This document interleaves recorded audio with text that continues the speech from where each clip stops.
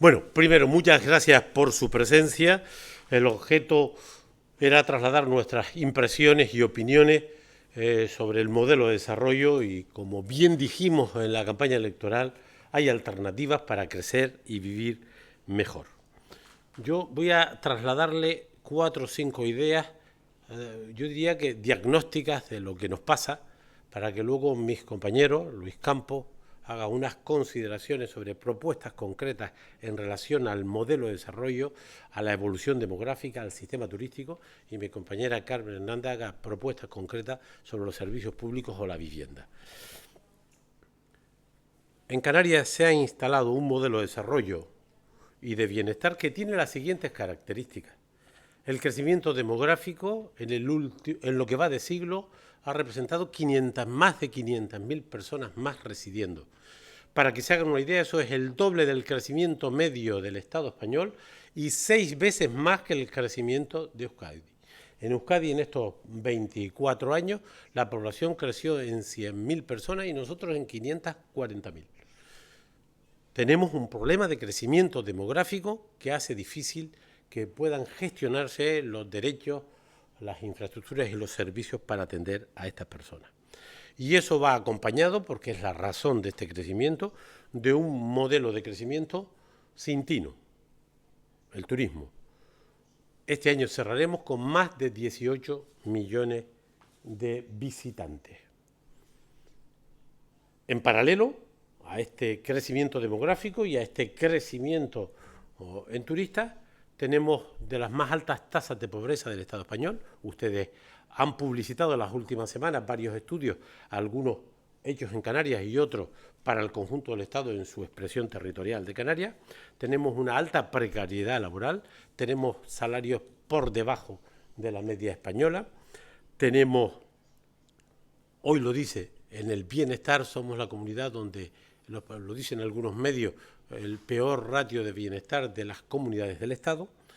Estamos en emergencia hídrica, estamos en emergencia habitacional, estamos en emergencia eléctrica. Los atascos son cada vez más frecuentes, no solo en Tenerife, sino en Lanzarote, Fuerteventura y en Gran Canaria.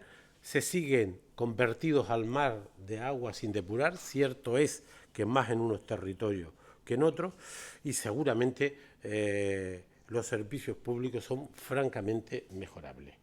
Hay deficiencias en la dependencia, problemas en la educación o en la sanidad, que mi compañera luego hará referencia. Y de manera muy especial, porque está en el centro del debate, un problema habitacional, el problema de la vivienda, que está quebrando proyectos vitales y que está tensionando las economías familiares y que está generando un auténtico movimiento de opinión popular exigiendo respuestas operativas. Por lo tanto, crecimiento demográfico, modelo turístico que crece sin límite, 18 millones, y todos estos parámetros de carácter socioeconómico.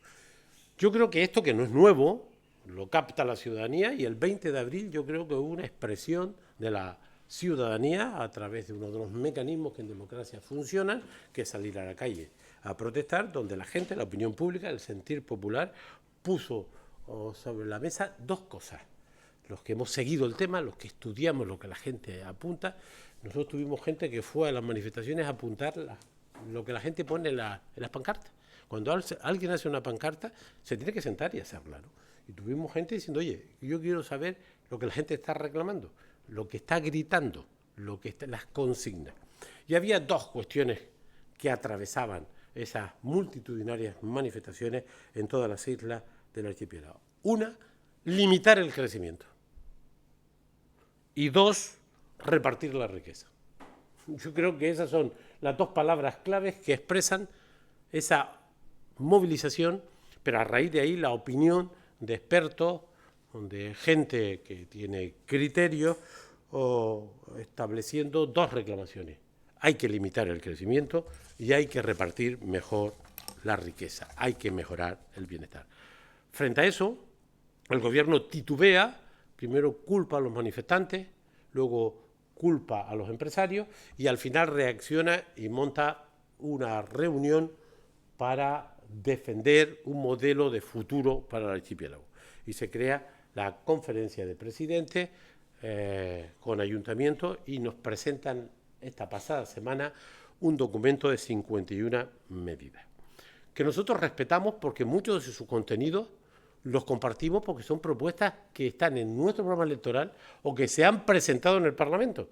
Es decir, entre esas 51 medidas, luego lo veremos, hay cosas que hemos propuesto nosotros en la campaña electoral y que hemos llevado iniciativas al Parlamento. De manera que hay cuestiones en positivo, pero yo diría que el documento es decepcionante, inmovilista, cargado de generalidades, con algunas negaciones insostenibles, como por ejemplo negar la tasa turística que está mundializada en destinos de alto impacto y Canarias es uno de los más importantes del planeta. Pero yo diría con claridad, porque lo hemos visto con detenimiento, no hay medidas para responder a las dos grandes tareas, no hay medidas para limitar el crecimiento, no hay medidas porque no quieren que haya medidas para limitar el crecimiento y tampoco hay medidas para repartir la riqueza, para mejorar el bienestar, para que el crecimiento económico llegue a las familias, a los trabajadores. Estas dos cuestiones prácticamente están desaparecidas de las 51 medidas que, insisto, hay asuntos que compartimos porque los hemos reclamado en las últimas décadas y cuando tuvimos responsabilidades con mando en plaza, las pusimos en marcha. No sé si habrá tiempo hoy, pero aquí hubo una desclasificación en el año 2001 de 390.000 camas turísticas que estaban en el planeamiento. Aquí hubo una moratoria que estableció límites al crecimiento en las islas turísticas. Luego se la cargaron, pero se puede intervenir. Yo creo que la orientación del documento, si lo ven, se ocupa esencialmente de la despoblación de algunos territorios y algunas comarcas, que nosotros creemos que hay que considerar. Cuando hablamos de reto demográfico, hablamos del crecimiento poblacional en unos territorios y sus problemas y también de la pérdida de población en algunas comarcas de las islas y en algunas islas. Por lo tanto, las dos cosas hay que tratarlas. Pero el problema principal de Canarias no es el despoblamiento, sino que es la sobrepoblación, que no quepa ninguna duda. No hay experto que no concluya este asunto. Se puede actuar ya, no solo diferir a nuevas estrategias, a cambios legales, a foros, a observatorios, que hay que hacerlo, nada de eso, sobra, pero se puede y se debe actuar ya porque tenemos capacidades y medios para hacerlo posible. Y mis compañeros ahora pues harán referencia a algunas medidas en materia del modelo de desarrollo, turismo, demografía, servicios públicos y vivienda. Y concluyo, si no se actúa, y todo apunta a que no se va a actuar porque los que lideran el gobierno están en contra de cambiar, porque son ellos los autores de este modelo y lo defienden. Es decir, yo no confío, no tengo ninguna certeza si la ciudadanía, si el resto de las instituciones, si el Parlamento no presiona a que se produzcan cambios en relación al ritmo de crecimiento, a los límites al crecimiento y al reparto de la riqueza. No tengo ninguna confianza, pero si no se actúa, eso que se llama turismofobia, que hoy es un asunto minoritario, aunque se utilicen hechos aislados, incluso manipulados, y que, por cierto, estos actos aislados, minoritarios, le hacen un gran favor al inmovilismo, a los que nada quiere que esto cambie, y utilizan esto como pretexto para no hacer nada.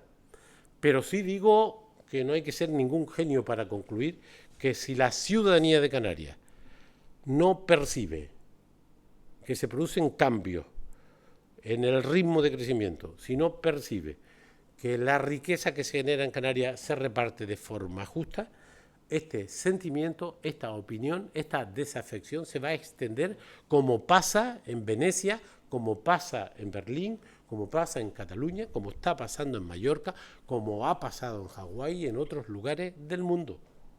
Con seguridad, si la gente no percibe que el modelo le es útil para su vida, si la gente no tiene dónde vivir, si la gente tiene salarios que no le permiten una vida digna, la gente va a asociar el modelo a su malestar. Y por lo tanto, si queremos frenar este sentimiento en la población, hay que actuar. Y la segunda cuestión, si no se actúa, seguirá creciendo la población residente en Canarias como hizo en el último cuarto de siglo pasado. De 1975 al año 2000, la población en Canarias aumentó 450.000 personas. Esta fue la razón por la que el gobierno que yo presidí actuó y desclasificó 390.000 camas. Por cierto, sin una sola indemnización, ni un euro de indemnización. Entre esas camas estaban las 20.000 camas de Beneguera. No se ha hecho ni una sola cama en Beneguera porque desclasificamos el suelo y para que no volviera a urbanizarse lo metimos en el Parque Rural del Nublo. Y hicimos una moratoria. Se abandonó esa política y se repite la historia en lo que va de siglo, 550.000 personas más. Y si no se hace nada, dentro de 18 años, 20 años, aumentaremos la población en otras 500.000 personas. Y entonces eso de la emergencia hídrica, de la emergencia habitacional, de los atascos, de los problemas de las listas de espera, de la escolarización, de los vertidos al litoral, del paro, de la pobreza, de la pérdida de bienestar, continuará.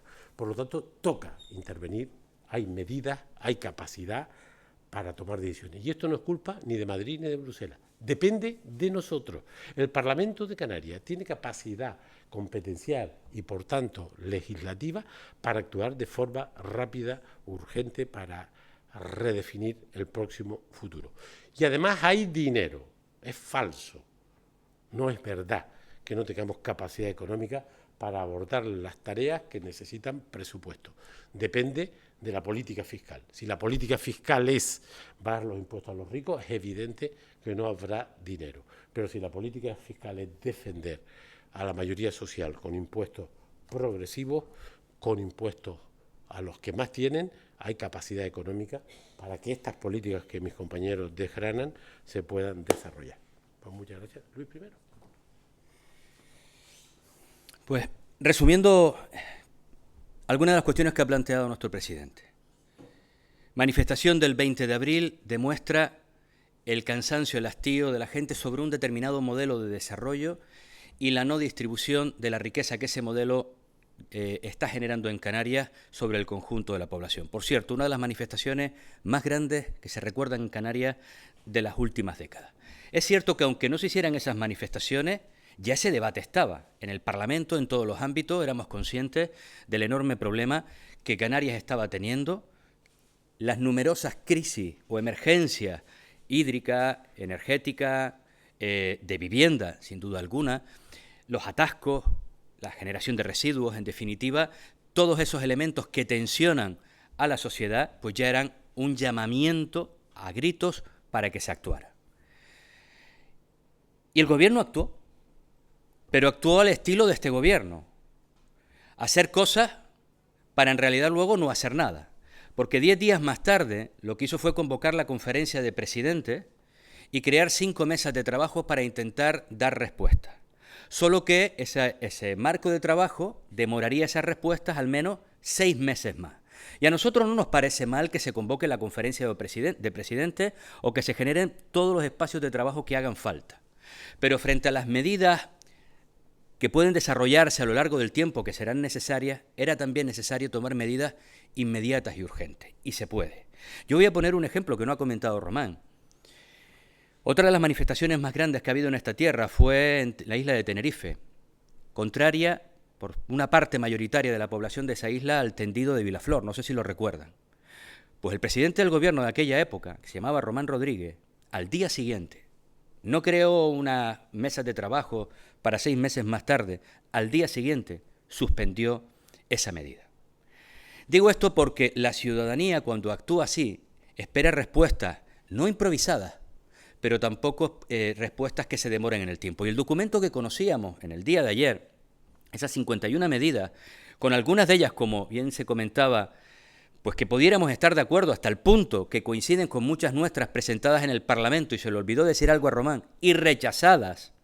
Es decir, lo que ahora legitiman y presentan como medidas estrellas porque vienen de la mano de cabildos, de ayuntamientos y de expertos, son algunas de las que propusimos nosotros hace 6 meses o 7 meses, como ahora veremos, y nos las rechazaron. Es lo que quiero decir, que escuchando un poco a la gente y a grupos políticos que ahora no están gobernando, se podían haber tomado medidas desde hace meses que hubieran mejorado la vida de la gente sin duda alguna.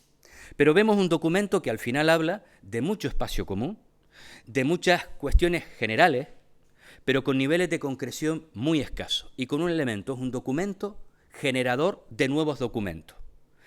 Prácticamente todas sus medidas, no digo todas, pero la inmensa mayoría de ellas remiten a nuevas estrategias, nuevos planes, nuevos estudios, creación de oficinas, creación de observatorios, creación de visores. Es decir, todos sabemos lo que esto significa, ¿verdad? Volver a postergar en el tiempo, meses o años, la toma de decisiones reales, efectivas y concretas. Y por eso nosotros queremos trasladar medidas concretas, y de hecho son algunas de las medidas que llevábamos a nuestro programa electoral, que hemos ido planteando en el Parlamento, pero que muy recientemente, la semana pasada, presentábamos como medidas a incorporar en el dictamen de la Comisión de Estudio de Reto Demográfico que se ha llevado a cabo en el Parlamento. Se hizo un trabajo previo, se colocaron una serie de iniciativas, algunas entendíamos que estaban bien, pero adolecía de algo que precisamente criticamos a este documento que el Gobierno, junto con distintas instituciones y expertos, han elaborado: falta de concreción. Y en las medidas que nosotros hemos presentado para enriquecer ese dictamen del reto demográfico del Parlamento de Canarias son las siguientes. Todos los expertos, todos, sin excepción, que han pasado por el Parlamento, dicen que cualquier modelo demográfico está condicionado por el modelo de desarrollo de ese territorio. Cuando la gente se va, generalmente es por un modelo de desarrollo pues en decadencia, sin dinamismo. Cuando los crecimientos poblacionales son muy intensos, tienen mucho que ver con el modelo de desarrollo concreto. Cuando la riqueza de una determinada población está muy determinada por el modelo de desarrollo. Por tanto, no es razonable que si queremos contener el crecimiento poblacional, porque todos hemos coincidido que no es bueno crecer de 500.000 en 500.000 cada 25 años, porque es un crecimiento muy acelerado y no nos permite responder como instituciones, como sociedad, para adaptar los servicios, las infraestructuras y, por tanto, mantener la calidad de vida. Si todo el mundo coincide en que es bueno contener el crecimiento poblacional con carácter general, hombre, y todo el mundo coincide en que el modelo de desarrollo es el elemento que más lo distorsiona, alguna medida habrá que aplicar relacionada con el modelo de desarrollo. Ninguna. Ni en este, ni en el dictamen preliminar. Y por eso nosotros planteamos medidas concretas. Y nuestro modelo de desarrollo está absolutamente atravesado por la actividad turística, porque lo determina todo, porque es la principal fuente generadora de riqueza, de crecimiento del PIB y de generación de empleo. Y coincidiendo en que no podemos prescindir de él. Es más, si no lo tuviéramos, estaríamos mirando hacia los territorios que viven del turismo o que una parte importante de su actividad es la turística, intentando emularle, pero con criterios de calidad, que es lo que hemos defendido nosotros siempre. Por tanto, algunas de las medidas concretas que nosotros planteamos son las siguientes.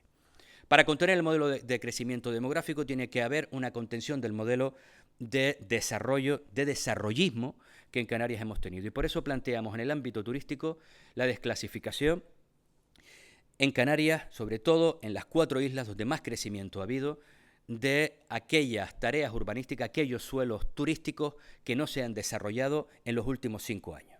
Y esto no es ninguna ocurrencia. La ventaja de esto es que ya está en la Ley del Suelo, en el artículo 221.1, con lo cual, si se quiere, se aplica mañana. Y nadie podrá recurrirlo, porque es ley. Y porque todo el mundo era consciente de que si no desarrollaba esos suelos, por parte de las administraciones públicas podrían, haciendo las tareas bien, desclasificarlo y volver a pasarlos a rústico. Esto supondría, no digo que haya que eliminarlas todas, evidentemente esto corresponderá a un trabajo entre ayuntamientos y cabildos y el propio gobierno, pero sí abordar una tarea que impida seguir creciendo a estos ritmos en los próximos años. Esta sería una de las tareas, y esto se puede hacer casi de manera inmediata. Segunda, el establecimiento de moratorias insularizadas en estas 4 islas. Obviamente las Islas Verdes deben de tener una consideración especial, un tratamiento especial. De hecho, en la ley turística ellos no entraban y por eso se hizo la ley de Islas Verdes en su momento. Pero en estas 4 grandes islas, y de manera muy especial Lanzarote y Fuerteventura, aunque también agravado en la isla de Tenerife, menos en Gran Canaria, que lo determina también los crecimientos, 180% poblacional en Fuerteventura, 111% en Lanzarote, casi un 40% en la isla de Tenerife, y apenas un poco más del 15% en la isla de Gran Canaria. Y lo que planteamos es una moratoria insularizada, estudiando cada caso, a lo mejor localizándola en determinados lugares, al crecimiento turístico, en tanto en cuanto se van desarrollando otras medidas. Defendemos la necesidad de la implantación de la tasa turística. No porque la tasa turística vaya a contener ni la llegada de turistas.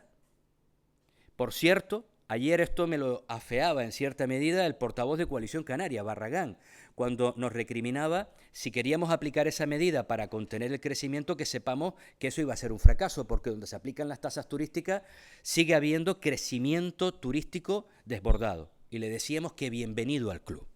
Que bienvenido, porque esa fue la excusa durante años cuando presentábamos las proposiciones de ley para poner en marcha una tasa turística, que ellos nos decían que no se podía aplicar porque iba a acabar con el turismo.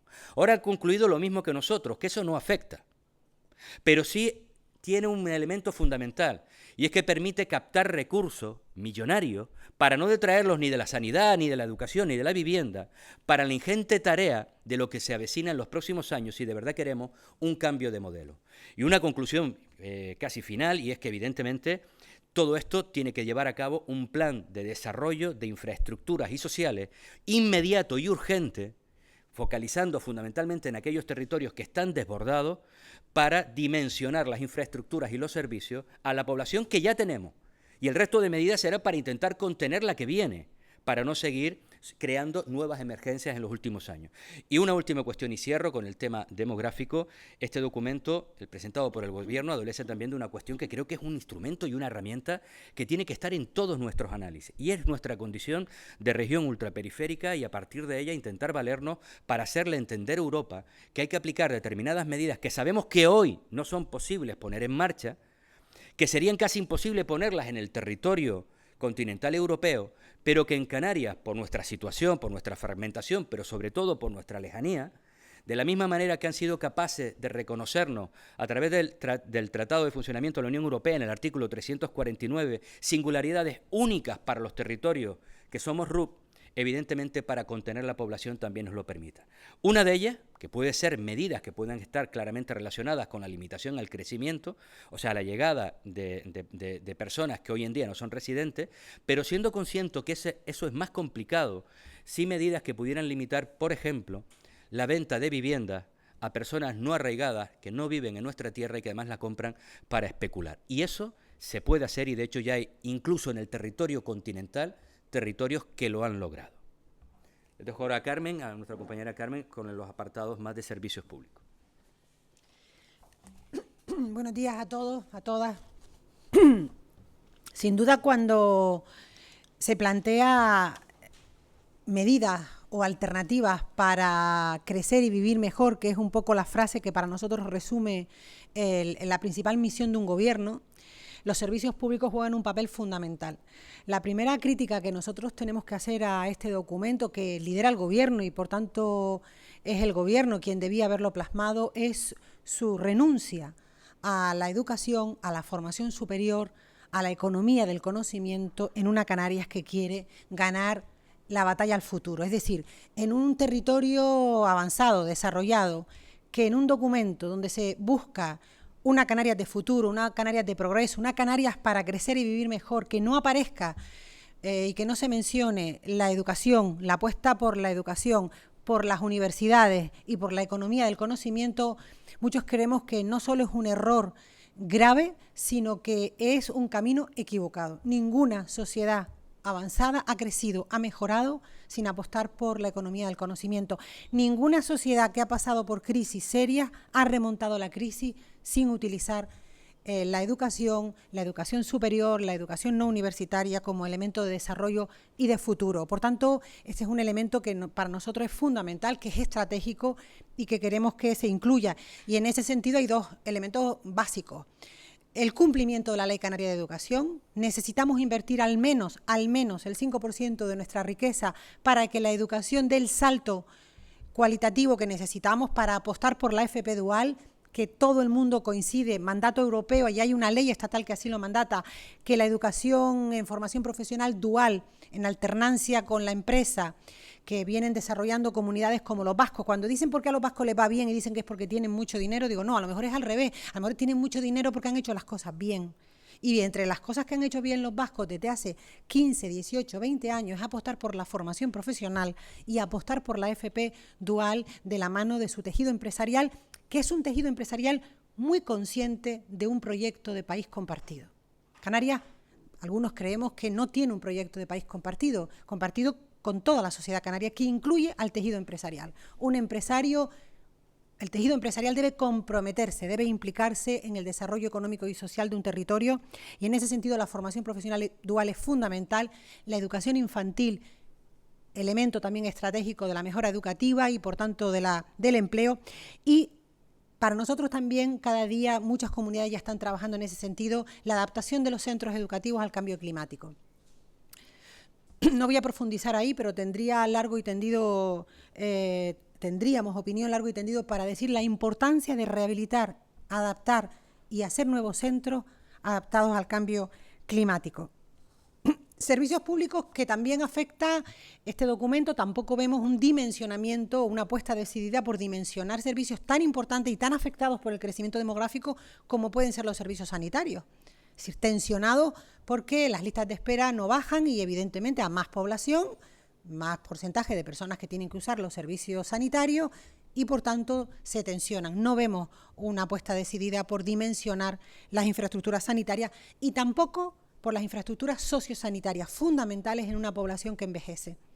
Este es un elemento crucial, que además sabemos que tiene que ver con la atención de los servicios sanitarios por las camas ocupadas por enfermos sociosanitarios. El sistema judicial, que pocas veces hablamos de él, pero me ha llamado la atención poderosamente cómo la memoria del Tribunal Superior de Justicia de Canarias, en 2 años consecutivos, refleja este hecho como la causa de que Canarias tenga un problema grave en el aumento de la litigiosidad y también en la, diríamos, falta de diligencia a la hora de resolver los asuntos judiciales y señalan el problema demográfico. Por tanto, todo finalmente es afectado por una demografía que crece de manera incontrolada e insostenible. Y luego aterrizo en un problema que algunos o algunas augurábamos hace años que iba a ser un problema social grave. Y no era porque fuéramos, diríamos, más listos, sino porque veíamos, desde el ámbito local se ve muy bien, el goteo en crecimiento continuo de personas, de familias que no podían pagar la vivienda, que eran desahuciados primero por la hipoteca y luego por el impago del alquiler. Hijos que tenían que volver a casa de sus padres y dormir hacinados, colchonetas en el suelo porque no podían pagar el alquiler. Familias que se separaban y no podían sostener 2 casas y por tanto reunificaciones familiares. Bueno, esto es un asunto que yo creo que ustedes que están en la calle, que hablan con la sociedad, saben perfectamente de lo que les hablo. Jóvenes que no se pueden emancipar, no tan jóvenes. Comisiones de Avalotea un dato muy importante con datos oficiales del ISTAC. Hablaba de que en Canarias hay 180.000 jóvenes, 180.000, que siendo independientes económicamente viven con sus padres. Y la pregunta es, ¿por qué un joven independiente quiere vivir con sus padres? ¿Porque tiene papitis aguda o mamitis? No. Probablemente en el 90% de los casos es lo que dicen los observatorios de la juventud del Estado y de Canarias porque no pueden acceder a una vivienda. Por tanto, el problema de la vivienda es un problema sustancial, central, en el que hay que poner todos los esfuerzos. Y nosotros hemos sido muy críticos porque este gobierno ha perdido una oportunidad, esperemos que rectifique, a través de ese decreto ley de medidas de emergencia habitacional para resolver el problema. Y además nos han dicho que no a todo lo que nosotros hemos propuesto en ese sentido. Nos han dicho que no a declarar las zonas tensionadas, le han puesto la pelota en el tejado a los ayuntamientos, han dicho que no a suspender de manera transitoria las nuevas autorizaciones de vivienda vacacional, decíamos hasta que se apruebe la ley y se regule de manera correcta ese mercado, han dicho que no, y también nos decían que no recientemente a una medida que el propio gobierno, el propio consejero reconoce que es eficaz, que es inmediata, que es movilizar el parque de vivienda vacía que hay en Canarias. Esas 220.000 viviendas que hay hoy vacías.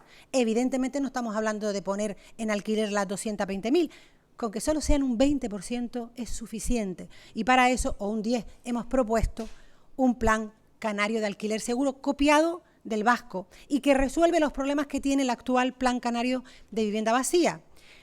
En este documento que proponen de 51 medidas se han copiado, y nos parece bien, algunas de las propuestas de nuestro plan que el gobierno votó que no. importante, pero no recoge asuntos sustanciales de la propuesta que nosotros hemos hecho. Primero, hay que generar confianza en la ciudadanía que tiene casa vacía. Y esa confianza requiere campañas de divulgación, campañas de sensibilización, sentarse con los propietarios de la vivienda y sentarse con los ayuntamientos, que son los que tienen la lista de los propietarios. Los tenemos a todos controlados por el padrón y por todo lo que tiene que ver con el IBI, la conexión del agua. Los ayuntamientos saben quiénes son, con nombre y apellido, los que tienen vivienda vacía. Generar confianza, poner dinero, como están haciendo ahora los de Baleares, poner una ficha económica que calculamos que está en torno a los 20 millones. ¿Para qué? Para cofinanciar el pago del alquiler. El plan actual fracasó porque el gobierno pretendía alquilarle al propietario por un precio que no le gustaba al propietario. Hay que acercar el precio que el gobierno pague, porque el gobierno se convertirá en el casero, al precio del mercado. No el mismo del mercado, porque el propietario tiene otra serie de ventajas, pero sí cercano, porque si no, no vamos a animar el alquiler. Tercera medida para animar el alquiler, darle una subvención a la rehabilitación de su vivienda porque mucho de ese parque no está en condiciones óptimas de alquilarlo, ¿no? Por ejemplo, pequeñas reparaciones de cocina o de los baños, obras menores. Bueno, pues hay que anticipar un crédito que luego se recupera a través de la renta para arreglarlo.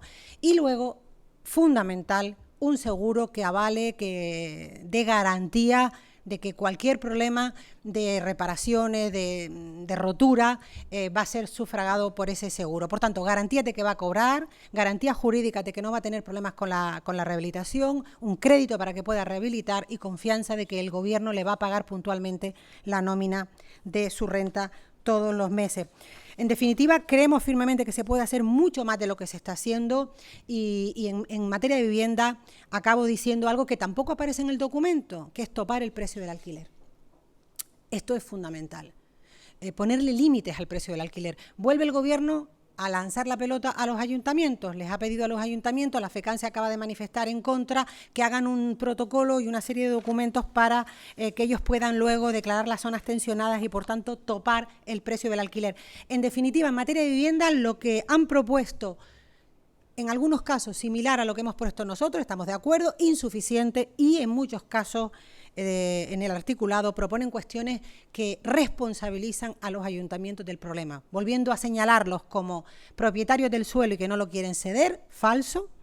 La comunidad autónoma, Visocán y el ICABI tiene muchísimo suelo no desarrollado durante décadas y la segunda responsabilidad que ahora colocan en los ayuntamientos es que es un problema de falta de agilidad de las licencias. Falso. Cuando se construye vivienda pública, las viviendas de iniciativa pública no requieren los mismos procedimientos ni el mismo tipo de licencia que una vivienda privada. No es un problema de demora de las licencias, es un problema de falta de política de vivienda y de liderazgo del Gobierno de Canarias, que no está dispuesto a poner la ficha financiera y a impulsar programas, por ejemplo, como el que hemos propuesto de alquiler seguro.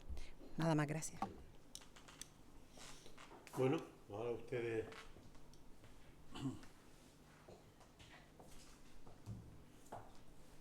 Vaya rollo, ¿no? Creo que no se han enterado. Vamos a empezar de nuevo porque me da que no se han enterado. Ellos lo graban, ¿no? Luego lo pueden oír y lo van. Oírlo dos veces, ¿no? Porque si no lo graban... Aunque esto se resume en lo que decíamos, ¿no? Tenemos un modelo desarrollista y un modelo que no genera el bienestar para la mayoría. Y frente a eso, y para eso están los gobiernos, hay que actuar. Hay capacidad de autogobierno y hay recursos económicos para que esto gire, para que sea un modelo sostenible y para que la gente que aquí proyecta su vida viva dignamente, al menos aspirar a vivir en la media del Estado al que pertenecemos, en salario, en vivienda, en servicios públicos, en seguridad, en el conjunto de parámetros que conforman el bienestar, y que esos titulares de hoy pues los vayamos desterrando, ¿no?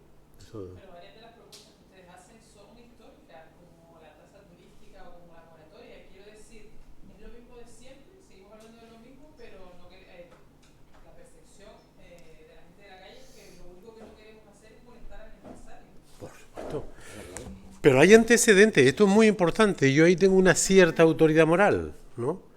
En el último cuarto de siglo anterior, esta reflexión era exactamente la misma. Habíamos crecido casi 500.000 de personas desde 1975 al año 2000 Y cuando yo llego a la presidencia del gobierno con un programa, dijimos, entonces hablábamos de desarrollo sostenible y era minoritario ese término. Hoy habla todo el mundo de desarrollo sostenible, eso se llena la boca, bueno, hasta los especuladores, ¿no? Y lo que hicimos fue, en junio del año 2001, suspender el planeamiento y desclasificar las camas turísticas que estaban en el planeamiento sin los deberes urbanísticos. Por eso eliminamos las 20.000 camas de Beneguera. No habían hecho nada. Había 20.000 camas en un plan parcial del año 95. Cuando suspendemos el planeamiento dijimos, oiga, la ley del territorio anterior ya decía que si tú tienes un suelo calificado y no haces tus deberes de urbanización, de inversión, pues pierdes el derecho a esa calificación. Y desclasificamos 390.000 camas, que era pues fácil el 35-40% de las camas turísticas que estaban sobre planeamiento.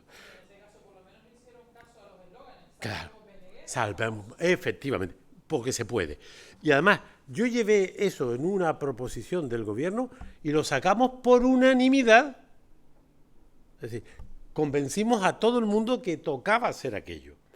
Por lo tanto, se puede, y se puede hacer por consenso.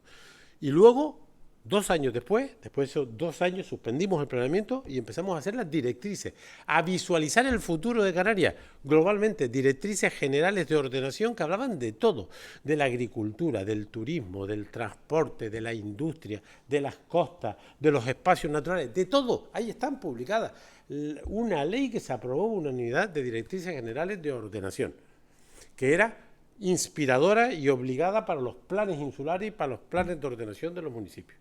E hicimos la primera ley de directrices sectoriales del turismo que estableció una moratoria. Se crece en Lanzarote, Fuerteventura, Gran Canaria y Tenerife el 1% de las camas instaladas sobre criterios de calidad durante 3 años.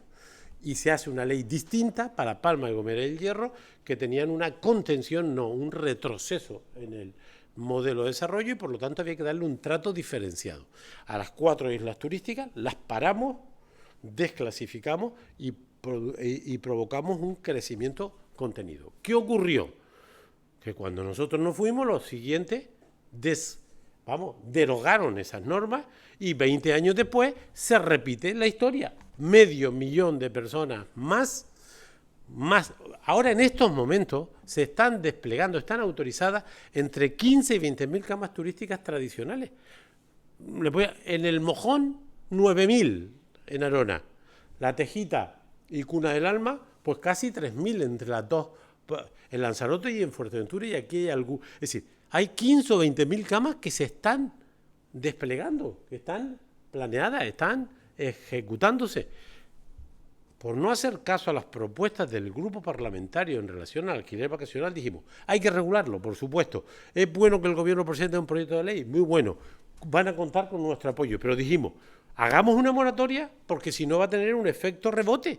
Y es que la gente que cree que por ahí puede venir sus intereses, presenta el papelito. Y hay en torno a un 40% más de camas solicitadas, que es solo una autorización, no una autorización, es una notificación, una declaración responsable, y hay 40% más. Es decir, que en este periodo de tiempo, con el debate que tenemos, 40% más de declaraciones responsables para poner más camas en alquiler vacacional y 15 o 20.000 camas que están autorizadas y que se están desplegando en el territorio.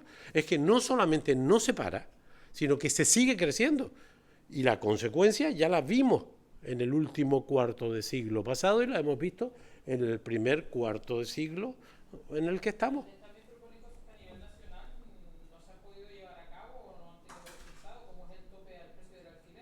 Bueno, Cataluña está haciendo cosas y ahí están los datos.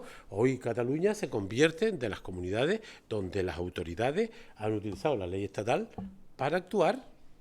Y por supuesto no basta. Lo de la vivienda, Carmen lo explicaba muy bien esta semana en una intervención, no es un solo factor. Tiene que haber 5 o 6 políticas simultáneas para impactar.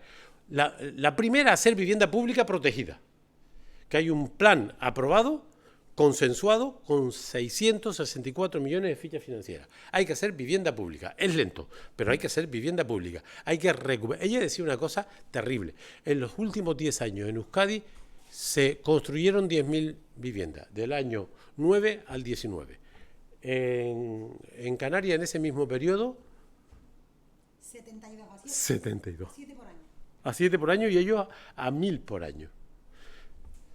Es decir, cabe hacer vivienda pública. Por supuesto, este programa de alquiler seguro, si nosotros movilizáramos el 10% de las viviendas vacías, garantizándole a los dueños la reforma con ayuda, la seguridad de que va a cobrar y que su patrimonio no está en peligro, y hay mecanismos para eso, el 10% serían 22.000 viviendas. Eso es 3 veces más que el plan de viviendas que está aprobado. Y mañana. Si tú le dices al dueño, déjame tu vivienda, yo la alquilo a un precio similar al del mercado, el inquilino, si es joven, pondrá 400 euros y yo le complemento, y si tiene trabajo pondrá 600 y yo le complemento. Es decir, con una ayuda pública, el inquilino va a acceder porque está buscando vivienda a un precio razonable en función de la capacidad adquisitiva de esa persona o familia, y el dueño va a recibir la renta y si hay un problema en el patrimonio se lo vas a restituir.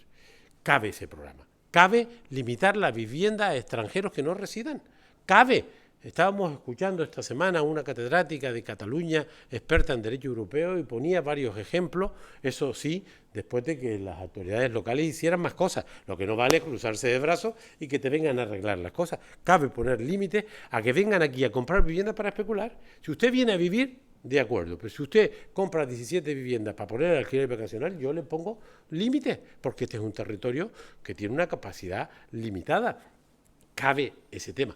Cabe lo de la moratoria del alquiler vacacional y cabe las zonas tensionadas y los límites a los precios. Claro que cabe. ¿Saben cuál es el problema? Yo ahora, como comprenderán, le dedico bastante tiempo al estudio y escuchaba a una persona que fue 4 años un viceconsejero de vivienda en Euskadi y 8 años gerente de la empresa municipal de Barcelona.